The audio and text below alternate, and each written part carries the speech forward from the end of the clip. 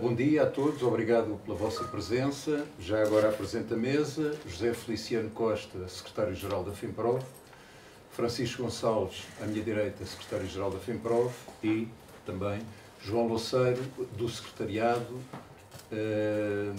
da FIMPROF e dirigente, aliás, coordenador da coordenação do Sindicato de Professores da Região Centro. Este é um ano letivo que se inicia com falta de professores. Aliás, com mais falta de professores que no ano letivo anterior. E para este cálculo utilizamos há anos o mesmo critério, que são dados do próprio MESI. Nos horários ativos, e fazendo agora aqui, indo aos dados, na contratação de escola, o que nos dá também depois o número de horas que nos permite extrapolar o número de horários, o número de turmas e o número de alunos afetados. Em relação aos horários que não foram preenchidos na reserva de recrutamento e na contratação inicial, e é com base nestes dados que fazemos esta projeção, repito, dos alunos afetados. O que quer dizer que há falta de professores, ao contrário do que diz o Sr. Ministro, do que tem dito o Sr. Ministro. E o que é que nos diz essa projeção? Que estamos pior, repito, que estamos pior que o ano passado, que o ano anterior, e este é, de facto, um problema estrutural. Recuando apenas, enfim, uma semana ou duas para fazer esta comparação. Os horários que estavam na contratação de escola, e eu agora vou falar aqui do período homólogo por comparação com o ano passado. Por exemplo, quando saem as primeiras, enfim, horas para a contratação de escola, na última semana de agosto, em 2024-2025, nós tínhamos 164 horários, o que correspondia a 3.608 horas e que afetava 21 mil alunos, cerca de 22 mil alunos. Por esta altura, neste mesmo período, em 2025-2026, agora, nós tínhamos 401 horários, portanto, mais 300 e poucos horários do que o ano passado. 8.946 horas e 48 mil alunos afetados. E, portanto, estou aqui a fazer uma comparação, evidentemente, que todos estes valores, todos estes números, se foram alterando ao longo das semanas. Na primeira semana de setembro, também por comparação com o período homólogo do ano passado, em 2024-2025, nós tínhamos nesta plataforma do SIGRE 164 horários para a contratação, que representavam 3.608 horas e que afetava também, por semelhança à semana anterior, do ano passado, cerca de 22 mil alunos. Este ano, no mesmo período, portanto, na primeira semana de setembro, entre 2 e 6 de setembro, nós tínhamos 401 horários, 8.946 horas e a afetar mais de 48 mil alunos. Hoje, ou ontem, porque os dados que temos são de ontem, e quando fechamos esta contagem, portanto, estão atualizadíssimos, digamos assim, não é? Nós temos horários, temos 1.206 horários na plataforma SIGRE, ativos, temos 20.825 horas e mais de 4 mil turmas afetadas, e estamos a falar neste momento de cerca de 93 mil alunos afetados. Falando aqui especificamente do primeiro ciclo, que é o ciclo de entrada, quando, enfim, as crianças, os jovens chegam à escola, estamos a falar aqui de 235 turmas, das quais 203 são de horários completos, portanto, das 25 horas, e, portanto, estamos a falar aqui, no primeiro ciclo, só no primeiro ciclo, de mais de 5 mil crianças afetadas. Portanto, o problema agrava-se. E com esta nuance também existem menos professores disponíveis nestas chamadas reservas de recrutamento, de professores potenciais, professores disponíveis para estes horários. Ou seja, em 2024, 2025, nós tínhamos 17.414 professores disponíveis e este ano temos 16.186. Os professores disponíveis não são os 20.000 que diz o Ministro, porque há professores, são 20.000 candidaturas, evidentemente, porque há professores que se candidatam a mais de um grupo de recrutamento. E dizer também que estes professores disponíveis, digamos assim, estão concentrados em 70% destes professores estão concentrados em 4 ou 5 grupos de recrutamento. Evidentemente que muitos estão no Norte, são contratados precários, com uma média de idade superior a 45, 46 anos, que, ao contrário do que diz o Ministro, e poderiam vir, mas para vir para Lisboa, para se deslocar para aqui, partindo do pressuposto que vinham para o seu grupo de recrutamento, porque estando concentrados 70% nestes 4 ou 5 grupos de recrutamento, há cerca de 30 ou 35 grupos de recrutamento para os quais praticamente não há candidatos. Mas mesmo assim, estes professores teriam de pagar para trabalhar, se viessem para o Sul, nas supostas zonas carenciadas, porque estamos a falar de um quadro, este dos precários, de um quadro que também é envelhecido. Os do quadro, os que não são precários, digamos assim, os professores efetivos, já sabemos também, 2/3 têm mais de 50 anos. Ou seja, e os números são do próprio Ministério da Educação, com base num estudo da nova SBI, que supostamente o Sr. Ministro ia apresentar, mas que ainda não apresentou, os números dizem-nos que, nos próximos 25 anos, o número de professores que se vai apresentar estabiliza em 4.000 por ano. Nós estamos a falar de um total de 100.000 professores nos próximos 25 anos que se apresentam. Enfim, se entrarmos em linha de conta com o que aconteceu este ano, não sabemos se vai manter, que são as cerca de 100.000, são as cerca de 100.200 entradas de jovens para os cursos de formação de professores, de facto é só fazer as contas e perceber a diferença. 1.200, exatamente. É só fazer as contas e perceber a decalagem, ou a diferença, ou a amplitude que há aqui entre os que vão entrando, partindo do pressuposto que este número se mantinha, e os que vão sair.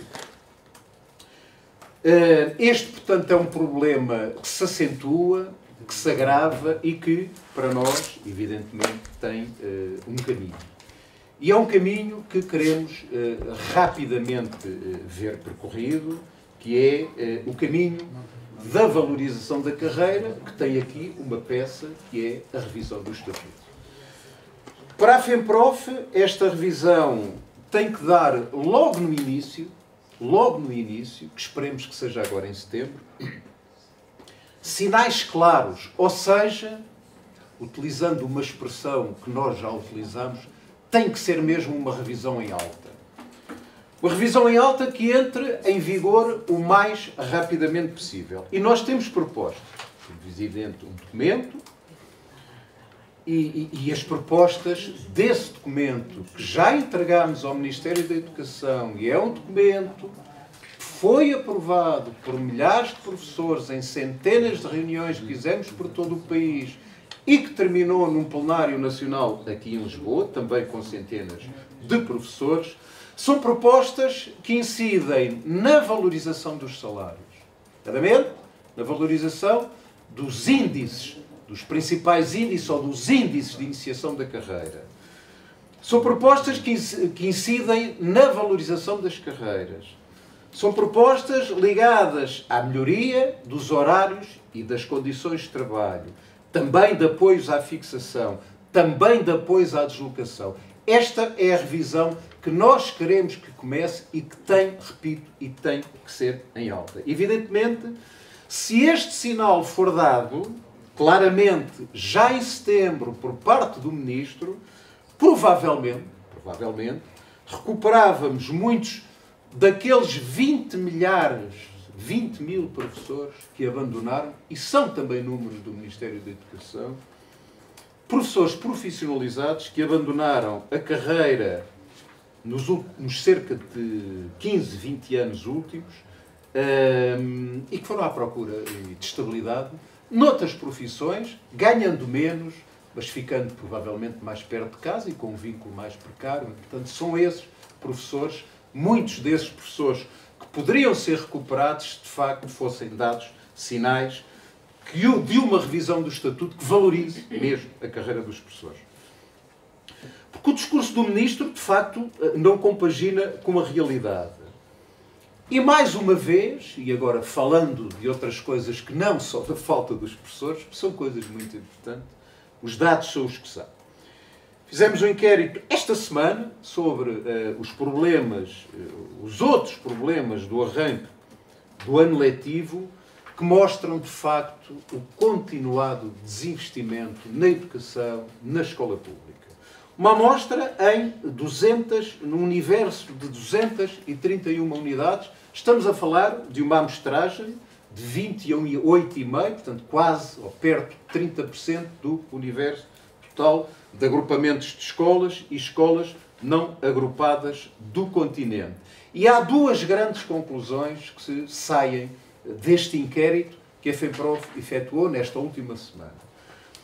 64,8% destas unidades orgânicas, digamos assim, referem que há falta de recursos humanos.